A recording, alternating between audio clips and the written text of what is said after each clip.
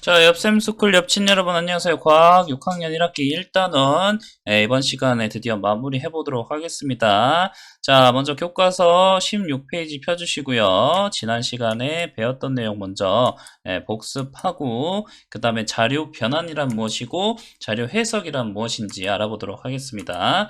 자, 일단 우리가 한 달 전쯤에 배웠는데 여러분들 기억 다 하시나요?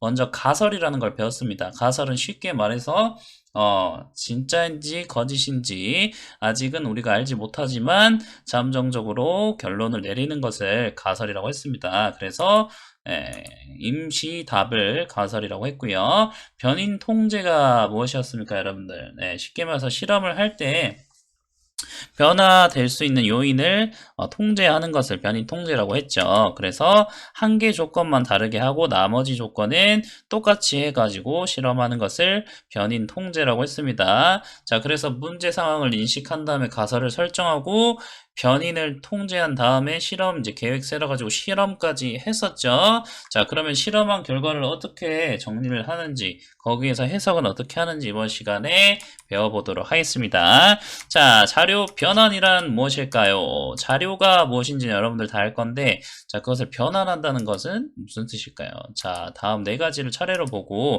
여러분이 가장 잘 이해가 되는 것을 골라보세요. 자, 어떤 자료를 글로 나타냈을 때, 그림으로 나타냈을 때, 표로 나타냈을 때, 그리고 그래프로 나타냈을 때 어떤 게 여러분들 가장 이해가 잘 되나요? 자, 예시를 한번 보도록 합시다. 이렇게 실험 결과를 여러분들 거품 발생 실험 과학 시간에 했었죠. 자, 글로 이렇게 정리를 했을 때 어때요? 굉장히 눈에 잘 들어오지가 않죠. 그래서 이런 글을 우리가 먼저 그림으로 이렇게 나타낼 수 있고요. 자, 그림으로 나타냈을 때는 여러분들 한눈에 알아보기 쉽죠. 그리고 표로 나타냈을 때 이렇게 숫자로 비교할 수도 있고요. 그 다음에 막대 그래프로 나타내면은 마찬가지로 한눈에 비교하기가 쉽습니다. 자, 네 가지 차례로 봤는데 가장 잘 이해가 되는 게 어떤 건가요, 여러분들은? 선생님 그림도 잘 이해가 되고 그래프도 이해가 잘 됐던 것 같은데, 자, 그래서 자료 변환이라는 것은 실험 결과를 그림, 표, 그래프 등으로 나타내는 것을 말합니다. 그림으로 나타내면요, 사물의 모양을 볼 수 있고요. 표로 나타내면요, 많은 양의 자료를 체계적으로 정리를 할 수 있습니다. 자, 그 다음에 그래프로 나타내면은, 그렇죠. 한눈에 비교할 수 있다는 장점이 있습니다. 자, 그렇게 자료 변환을 했으면 그 자료에서 해석을 해야 되는데, 자, 자료 해석이라는 것은 자료에서 의미를 찾아내는 것을 말합니다. 여기서 일단은 막대 그래프로 자료 변환을 했죠. 이 변환한 자료를 갖다가 우리가 해석을 해야 되는데, 자, 자료를 해석할 때에는 다르게 한 조건 중에서 변화가 생긴 걸 찾으면 됩니다. 자, 요거를 이제 해석을 하면은 우리가 자, 효모의 부피 변화, 온도에 따른 부피 변화를 설계해가지고 실험을 했었습니다. 자, 차가운 물에 있을 때는 자, 보시면은 시간이 지나도 아무런 변화가 없습니다. 그런데 따뜻한 물에 들어간 효모액은 그렇죠. 5mm에서 9mm, 무려 4mm, 한 2배 정도 증가하는 모습을 볼 수 있습니다. 이런 변환된 자료를 보고 우리가, 따뜻한 물에 담갔을 때는 변화가 있구나. 뭐가? 부피가 변화한다. 따뜻한 물에 담근 효모가 부풀었다. 부피가 증가했다. 라고 설명하면은 그게 바로 자료 해석이 되겠습니다.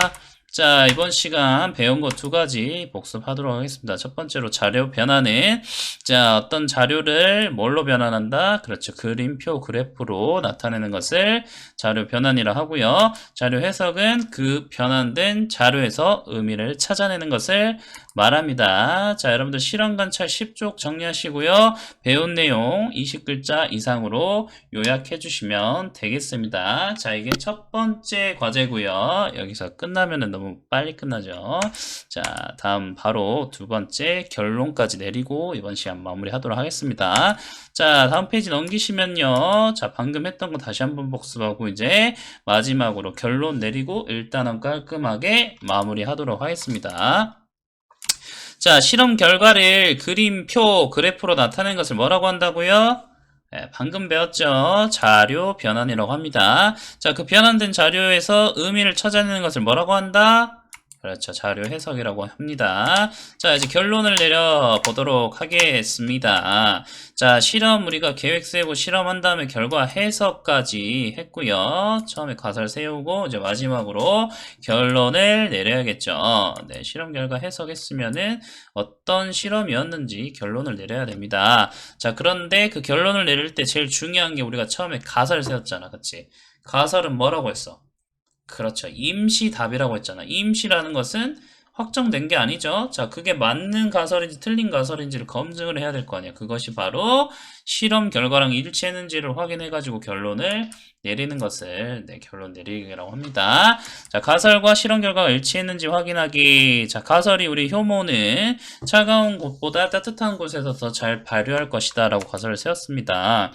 그랬더니 실험을 해서 자료 변환을 했더니 이렇게 막대 그래프로 나타내니까 네, 아니나 다를까 가설이 일치를 하죠.